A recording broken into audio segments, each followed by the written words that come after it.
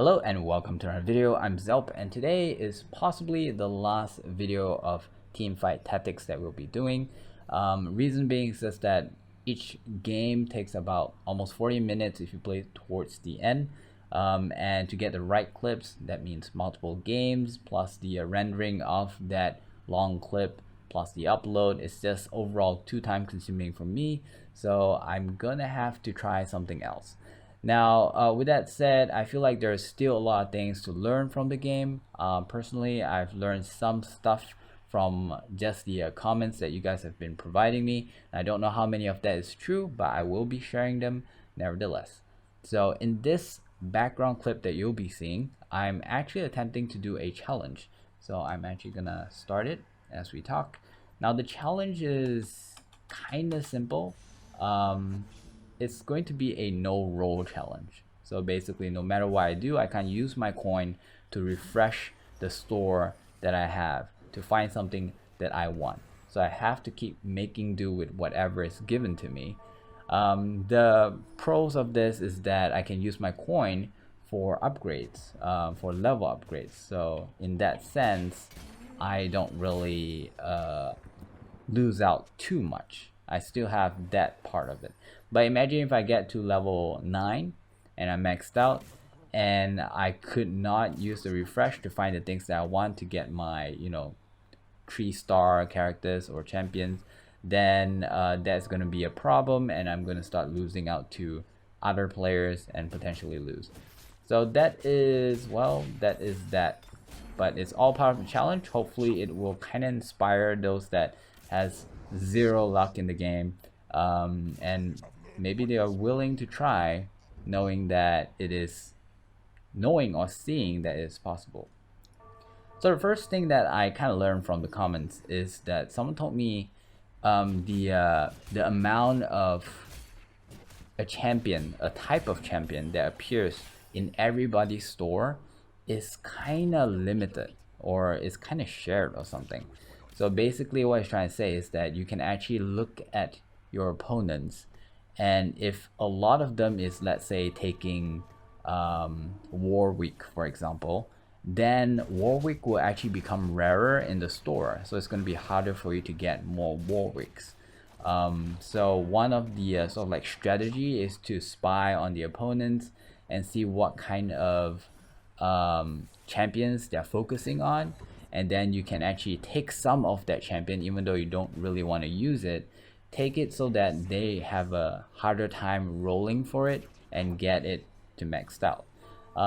Another thing I guess you can also use it for yourself is to spy on them to see what they are not using and focus on that instead. So that way you might have a better roll chance of getting those champions.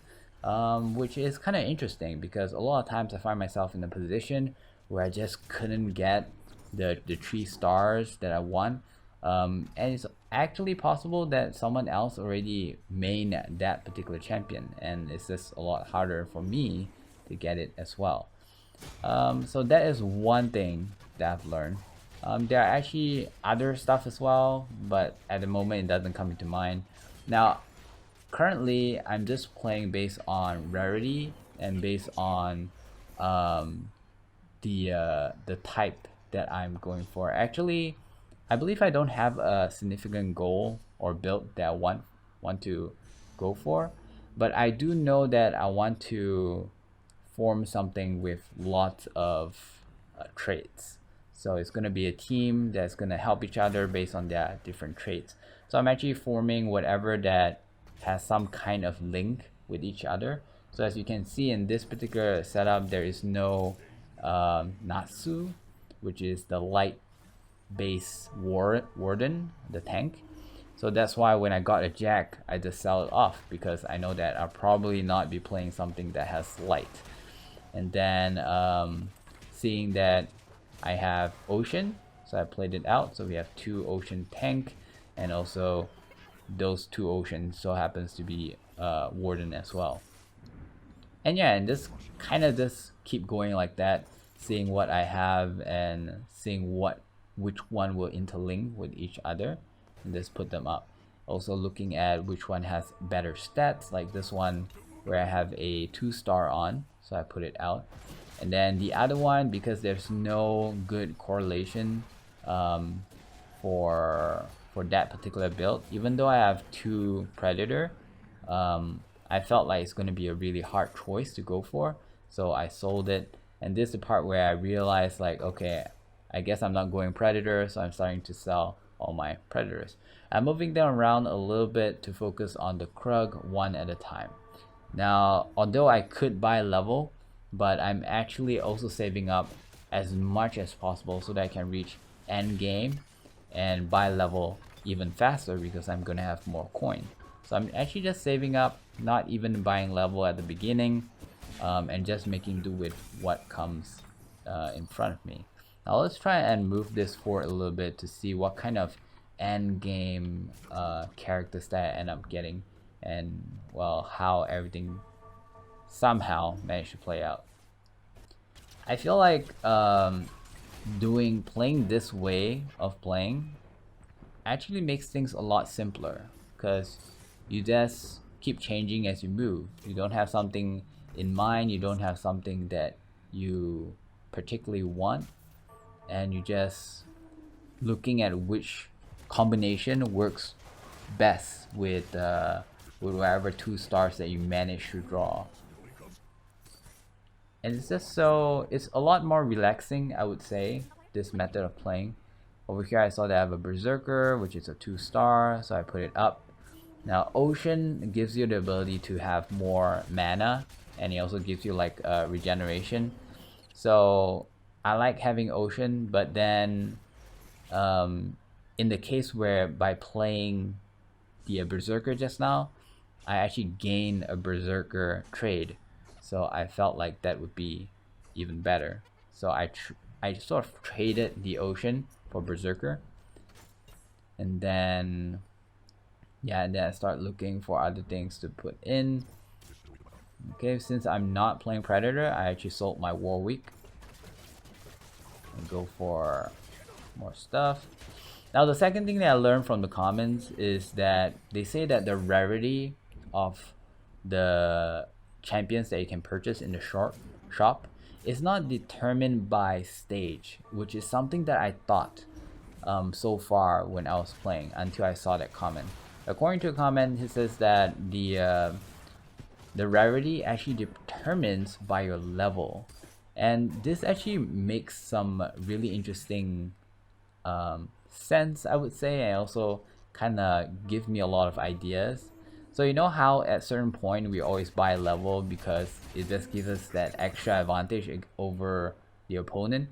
But if you're trying to roll for something that is a gray or a common, you might not wanna gain level that fast, because if the slower you level actually means you being able to get the lower rarity champions so that you can max them out, then it doesn't quite make sense to be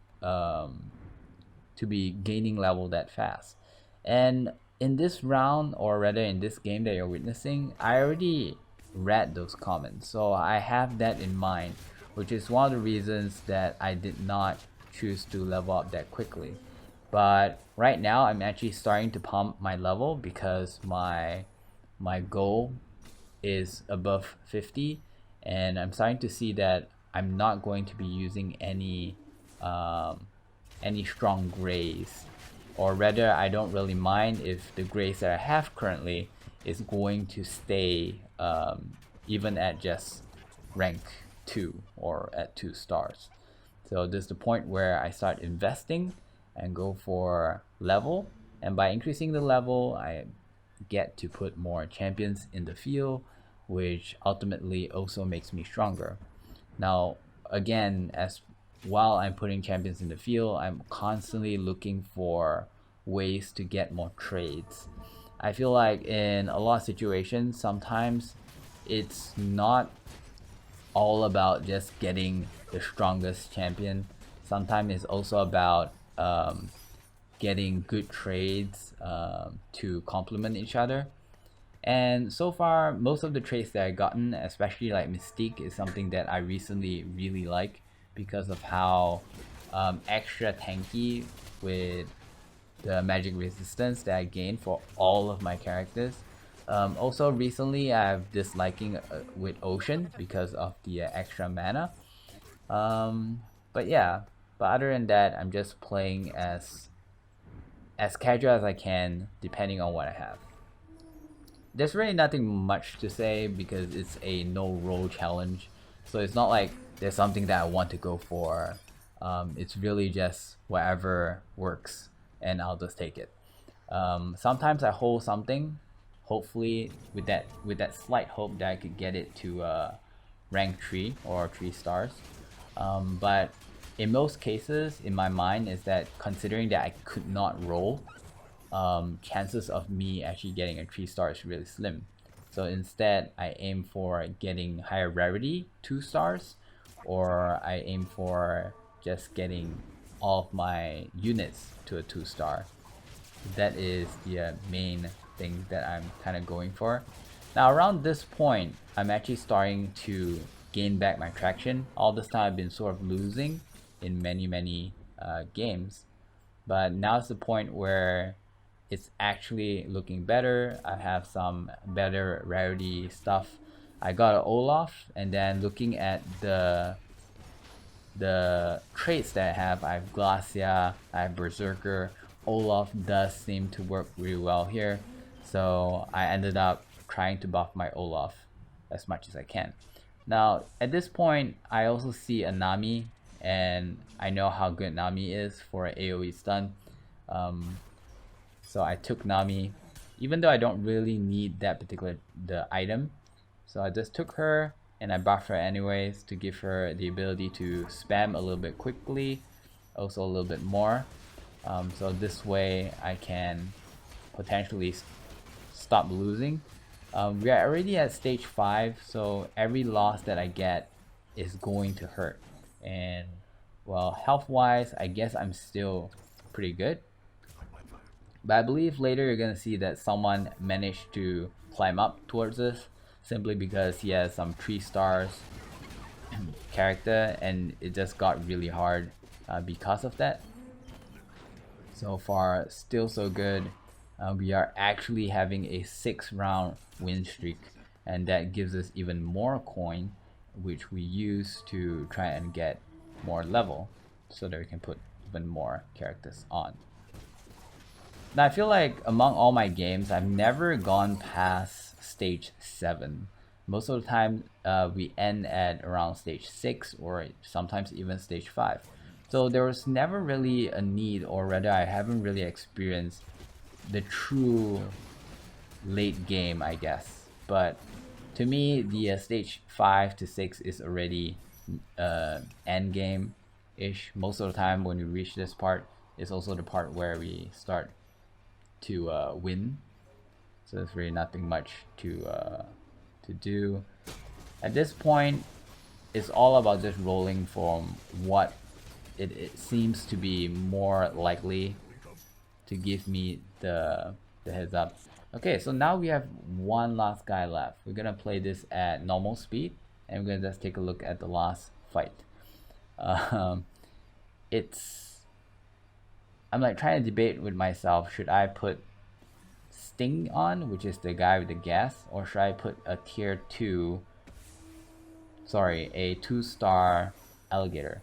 There's one thing that I realized is that if you have the item that increases the maximum capacity of the field, and if you take away the champion, that means you do not actually put him on the field, you still have that buff. It's like once you create the item, it doesn't really matter if you have it equipped or not, you still kind of have that buff, which is kind of interesting and something to note. And that is how I win another easy game. Okay, so that is pretty much it for this video. Hopefully the things that I found out and shared in this video is going to help you as well. Hope you enjoyed the challenge. And one last thing is that I will have to censor the chat box simply because the people there weren't exactly PG-13, and I'm trying to keep this family friendly. So thanks for watching again, and I'll see you guys tomorrow with probably a different game. We'll see what it is. Bye bye.